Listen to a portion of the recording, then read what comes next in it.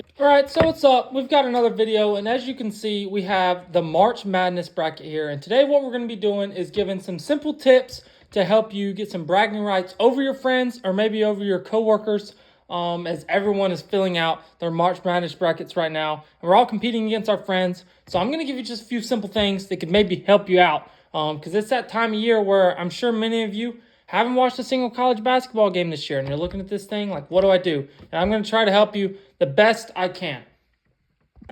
So let's get started and let's jump right into this. So, simple bracket tip. The first thing you're going to do right when you get your bracket is you're going to immediately go through and click all the 1 seeds to win. Right here, you see I already have Auburn and Duke clicked, and then I have Florida and Houston clicked down on the bottom side. You want to click your 1 seeds, pick them to win. And I know you can say, well, there's been 16 seeds win in the past 8 years. Just trust me, these 1 seeds are not going to lose this year. Next thing you want to do is you want to find your games right here. You see this game right here where Ole Miss, and you have them playing either San Diego State or North Carolina. Then on the bottom side of the bracket here, you have Illinois playing either Texas or Xavier. The reason there's 2 teams listed to play against either Illinois or Ole Miss is because those 2 teams are playing in the play-in. Ever since the play-in, and it's what's called the first 4, has been put into play, one of those teams that comes out of the first 4 wins in the first round literally every year. I think it has happened every year except like one time.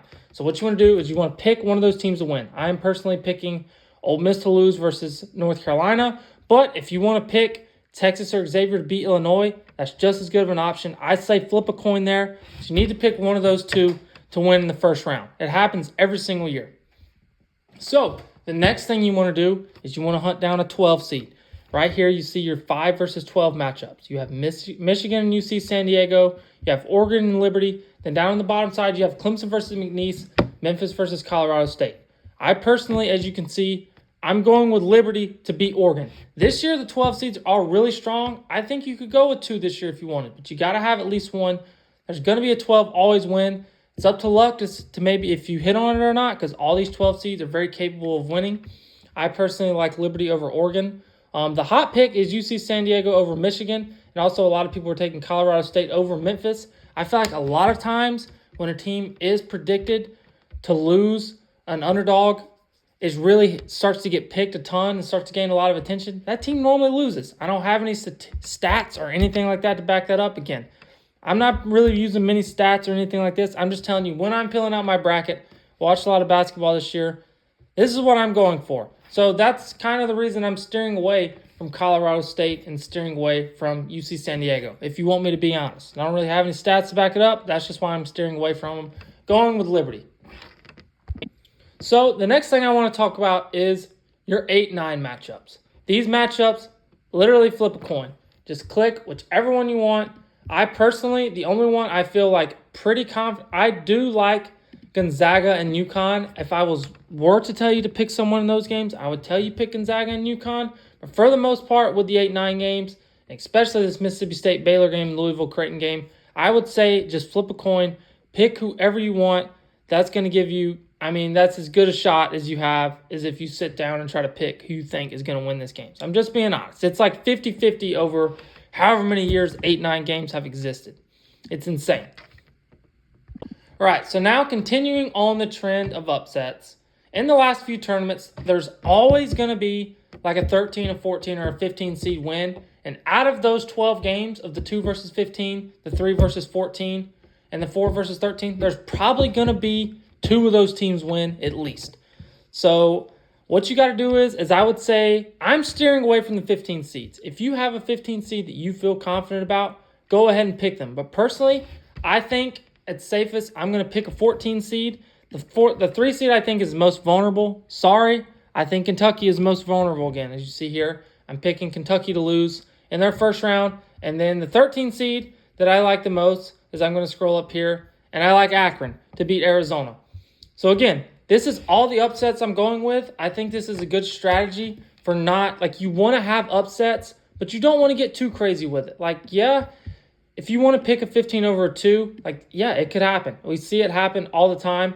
I'm steering away from it just because I feel like that can really bust up your bracket if you do get it wrong, but not really if you had that 2 seed losing in the second round anyways. But I would say, just for if I'm giving you any sort of advice, find a 14 you like, find a 13 you like.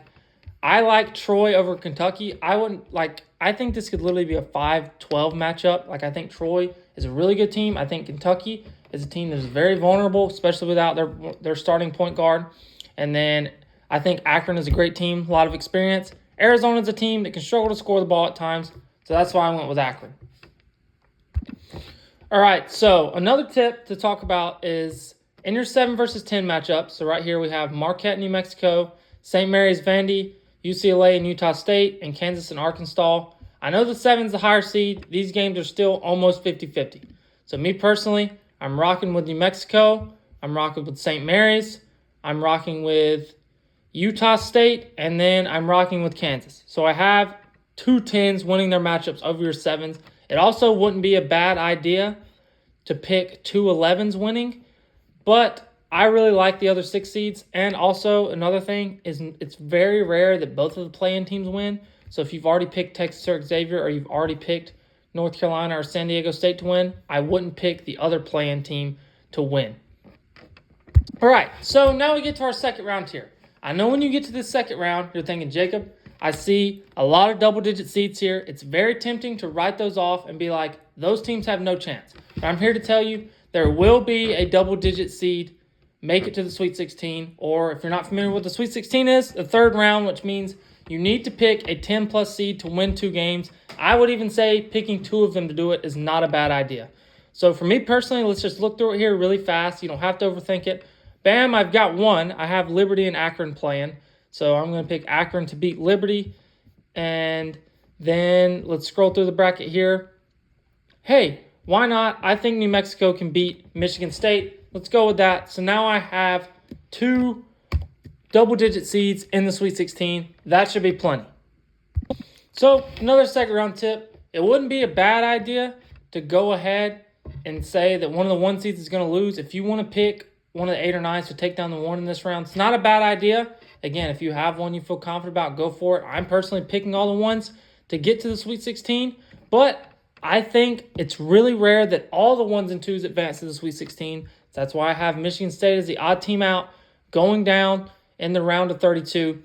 You're not advancing to the Sweet 16. Another thing to consider in your 3-6 matchups is a very high possibility that a 3 will beat a 6. A 6 will beat a 3. Excuse me. It's very common. Those teams are a lot more evenly matched than you think. I know if you're looking at it, it looks like a 3 is a lot better than a 6, but it happens all the time. I'm personally going with BYU over Wisconsin here. And then your 5-4 games, that's again like the 8-9 matchup. Just flip a coin. If you have a logo, the thing looks cooler. If you don't know a lot about basketball and that's a tactic you want to use, hey, in these 5-4 matchups, it's probably not a bad tactic. So now we're all the way to my Elite 8 matchups here. As you can see, I have Auburn versus New Mexico, Duke versus BYU, Florida, Texas Tech, Houston, Tennessee. I feel like this is what you want. I think it has a good mix of you have your underdog stories. I have a 10-seed New Mexico that made a run.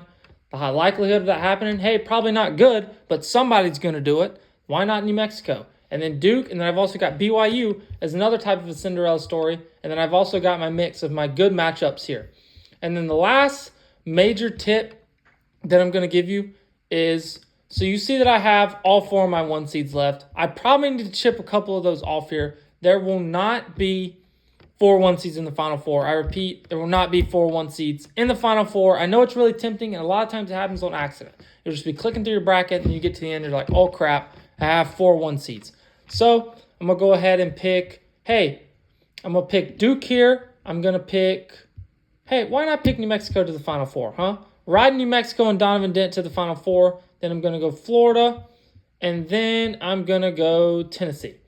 So, as you can see now, I have 2 1 seeds in the Final Four. I have a really good underdog in New Mexico. I wouldn't say it's maybe the smartest idea to take a 10 seed to the Final Four. That's probably not your smartest idea. But I probably could have went with BYU like that right there, going to the Final Four. It's not crazy to see a team like that make the Final Four, even double-digit seeds. We had an 11 in the Final Four last year, so it does happen. But then a good tip, when doing your bracket challenges and things like that, the thing that is weighted the most is picking the correct national champion and just picking the correct Final Four in general. I'd say it's a good rule of thumb to have Duke and Florida in there. If you're trying to win, you're trying to score those points. I'm not saying, obviously, no one's a guarantee to make it. These teams could lose in the round of 32, but those are the best two teams, in my opinion. And if you're going to pick a national champion, I would say my last tip would be pick Duke and Florida. They're the betting favorites. They're the reason they're the favorites. Last year, the two betting favorites made the national championship against each other. And then the betting favorite, UConn, won it. Those are the two best teams. If you want to win your challenge, that would be the last little bit of advice I'd give you. And thank you guys so much for tuning into this video. I wish you guys all luck in your bracket challenges. I didn't really use many statistics or anything to back up what I was saying here, but just off watching a lot of March Madness. And then, guys, in all honesty, if you just go through and click random teams, your bracket's probably going to end up doing better than mine did here. And that's the beauty of what makes March Madness so great. But these are just a few tips that if you haven't watched basketball all year, that it could maybe help you out and maybe score some points and get some bragging rights over your friends and your coworkers, as I said. So thank you so much for tuning in, and subscribe to the channel if you enjoyed this video for more future videos that are coming out multiple times a week.